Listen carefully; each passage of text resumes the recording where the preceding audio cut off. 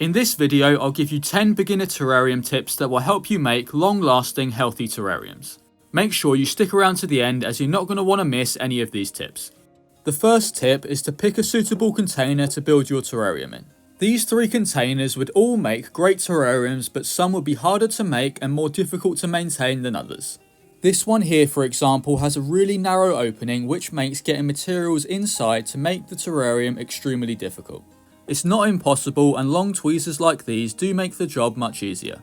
That being said, I wouldn't recommend it if it was your first terrarium. Containers like this drinking glass also make great terrariums, but only if you can find a suitable lid.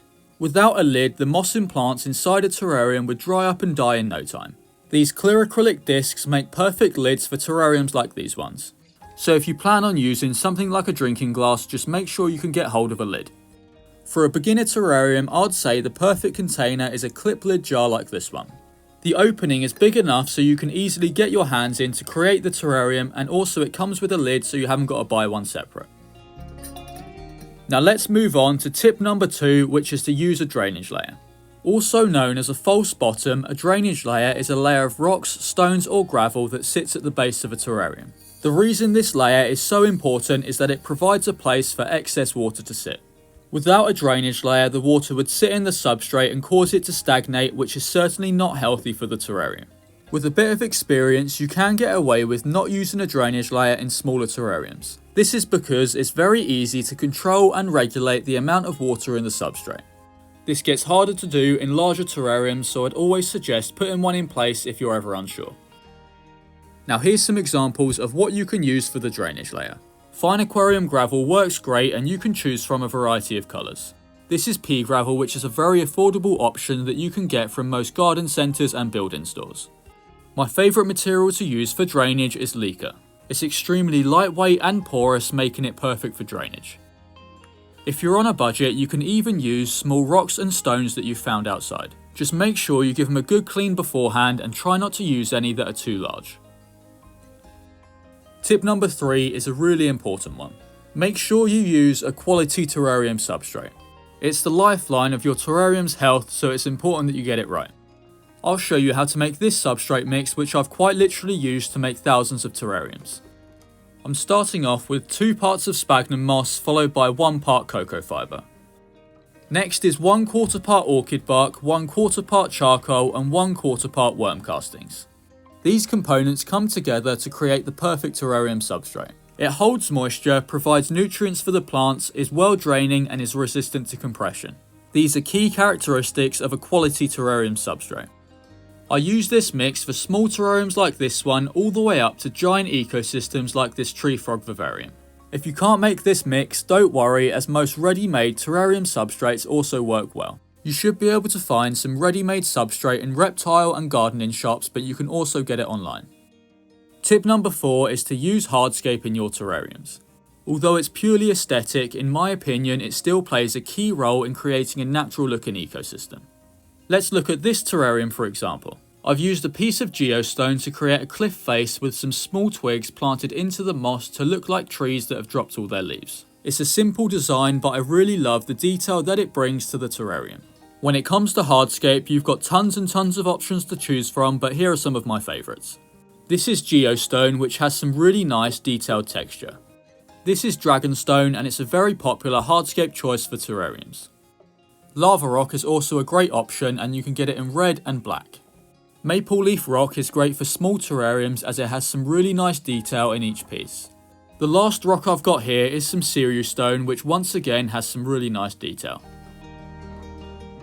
As for the wood, spiderwood branches, driftwood and corkbark are all great options.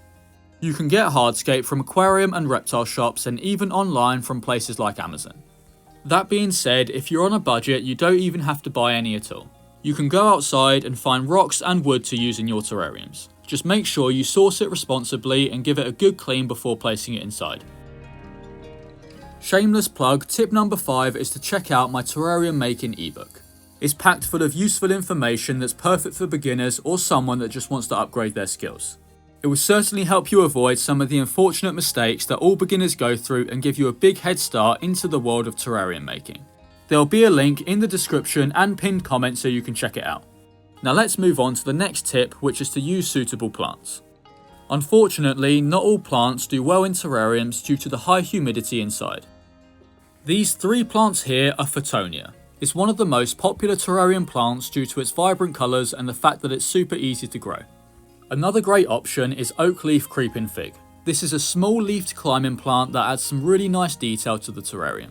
Immersed grown aquatic plants also do really well inside terrariums. This is some Alternanthera mini, which is sold as an aquarium plant, but as you can see, if the humidity is kept high, it grows really well.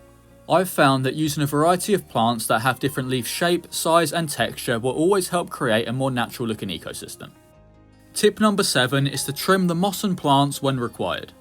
This terrarium is well over 2 years old and I haven't trimmed it once, and as you can see, it's starting to pay the consequences. It's completely overgrown with moss to the point where you can't see inside. There's actually a couple species of plants in here, one of which is this begonia, which is definitely starting to struggle. This terrarium definitely isn't beyond fixing, and all I need to do is get inside and give it a good trim with some scissors. In comparison, this is my oldest terrarium, which is around 4 years old. In that time, I've cut the moss and plants back several times, and as you can see, it's certainly looking much healthier for it. A fun fact about this terrarium is that I never actually planted the English ivy inside. It grew out from a piece of wood and it's been growing healthy ever since.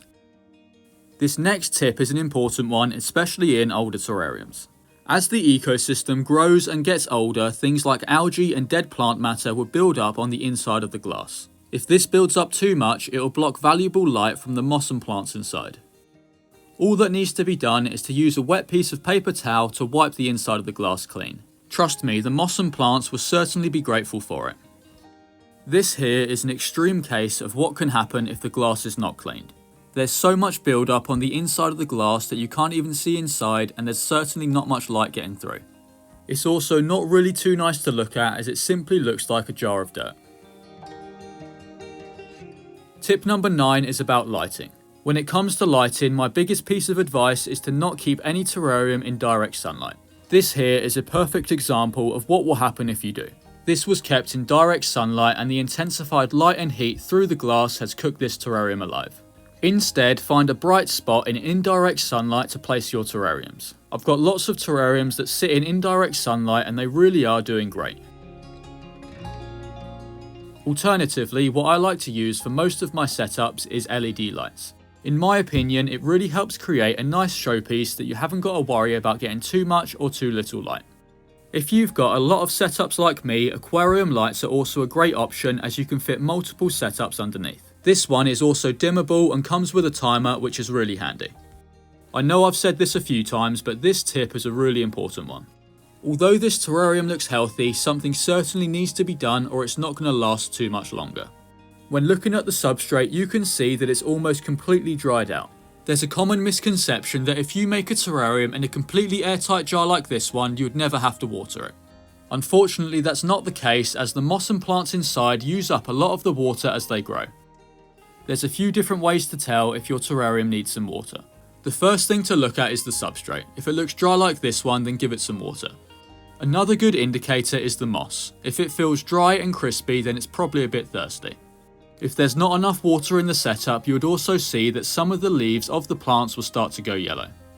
To water the terrarium, I recommend using a small spray bottle or a pipette. I'm only going to water the terrarium until the substrate is damp. You don't want the substrate looking wet or soggy, as this likely means that the terrarium has been overwatered, which is a whole nother problem. If you're a beginner, drop a comment with some problems that you've been having, and if you're a bit more experienced, reply with the answer or some good advice. Let's try and help each other out and build some nice mini ecosystems together. As always, thank you for watching this video, and I really hope you found it useful.